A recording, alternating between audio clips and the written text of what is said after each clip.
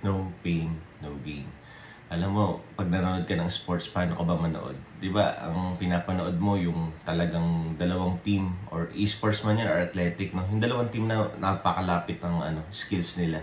Doon kasi yun yung nakaka-enjoy na panoorin, yung talagang sobrang dikit eh. Hindi ka naman manonood ng laging tambak yung kalaban eh. Ganon din sa buhay. Ikaw, dapat huwag kang mamimili kung sino yung opponent mo. Kung ano yung dumating sa'yo, malakas yan. Huwag mong iwasan. Tulad sa boxing, hindi si Pacquiao, hindi niya iniiwasan lahat hindi niya pinipili yung opponent niya na easy. Pinipili niya lahat yung talagang isa-challenge siya. Ngayon, doon siya nakita yung resiliency niya, yung talagang pagiging athlete niya. Ngayon tayo sa buhay, may mga dumadating na problema eh. Yung sobrang bibigat, sobrang lalaki.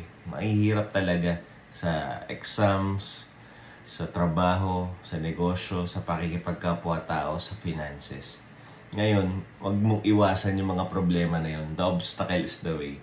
Yung problema na yun, nandun yung greatness eh. Kapag may malalaking problema kang kinakaharap, nandun yung challenges, and dun yung paraan para mapatunayan kung gaano ka responsable, kung gaano ka loyal sa negosyo, sa trabaho, sa relationship, kung gaano kang kasipag, kung anong klaseng tao ka, kung gaano ka katalino, lahat ng problema mo, may solusyon yan eh. Ngayon, paano mo mapapatunayan paano ka tatatag bilang tao? Kailangan mo ng malalakas na problema. Ganon din, katulad kay Pacquiao, paano niya mapapatunayan malakas siya? Kailangan niya ng malalakas na opponent. Ganon ka rin sa buhay. Pagka malalaki yung problema mo, ito yung para mapatunayan mo na kung gaano kang kalakas sa tao, kung gaano kang katatag, kung gaano ka nang ka-mature, kung gaano ka responsable, ka-loyal, ka-resilient, ka-tiyaga. Ito yung paraan mo, ito yung pagsubok mo. I hope lahat ng problemang kinakaharap mo, malagpasan mo siya. And mapatunayan mo kung ano ka talaga.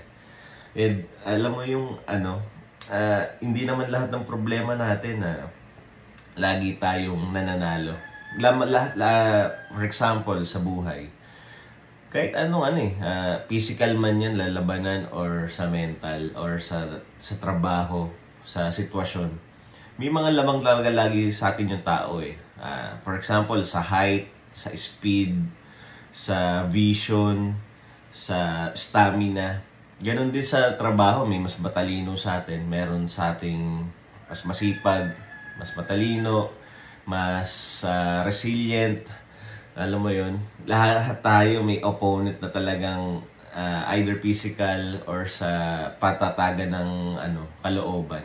Matatalo tayo. Pero ang importante, alam mo yun, ipakita mo pa rin kung ano ka, kung sino ka. Ibigay mo yung best mo sa kalaban mo na problema. Ulitin ko lang, ito yung pagkakataon mo para patunayan kung anong klase kang mature, responsable, loyal, resilient na tao. Alam mo yun, ikaw yung taong laging bumabangon kahit anong problema yan. Ito yung pagkakataon mo.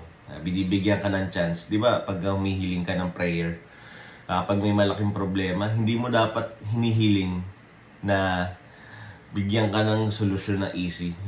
Ang ibig sabihin nito, ang hilingin mo, mas maging patatagin ka pa, patalinuhin ka pa, bigyan ka ng wisdom, mas maging resilient ka pa. Ito yung paraan ng pagdadasal na hindi mo dapat iwasan yung problema, kundi dapat mas tumatag ka para malagpasan mo yung problema na yun. The obstacle is the way, tsaka no pain, no gain. Hindi pwedeng smooth sailing ka lang sa buhay na to, 20 to 60, tapos wala kang problemang mabibigat. Parang ibig sabihin nito, hindi mo napatunayan yung chance mo, yung pagkatao mo, yung skills mo, kung ano ba talaga yung kaya mo. So, ito yung pagkakataon na kung may problema ka, harapin mo. And then, yung resiliency, inaano naman yan eh. Kung talagang hindi mo kaya, syempre, ito yung pagkakataon para lumipat ka sa ibang problema na mas kaya mo. So, ito yung pagkakataon na ma-evaluate mo yung sarili mo doon sa mga dapat mong harapin na problema, kung dapat sumuko or dapat lumipat ka. So, i-evaluate mo lagi yung sarili mo, no? Choose harder opponents.